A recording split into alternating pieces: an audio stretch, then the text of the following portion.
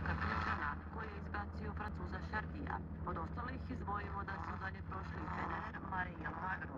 Kod tenisačica uspješne su i dalje Serena Williams, Radvanska, Pironkova i Vinci.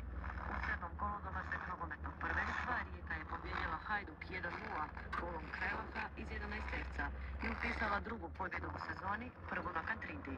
Dinamo je kao gost u Maksimiru pobijedio Lokomotivu 3:1. Vodio je 2:0 golovima Rukavine i Vide, smanjio je Kramarić, a potvrdu pobjede Dinamu iz 11 terca donio je Samir. Split je svladao Inter 1:0 pogodkom Pehara.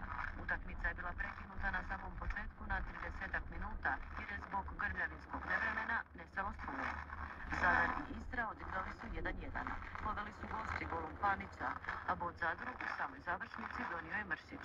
Posljednji susret kola večeras igraju Osijek i Slaven Belupo. Utakmica u Gradskom vrtu počinje u 21 sat uz prijenos na drugom programu Hrvatskog radija. U sklopu emisije Sport i glazba koja traje od 20:30 do 23 sata. Pred hrvatskim košarkašima je peti nastup u kvalifikacijama za Europsko prvenstvo.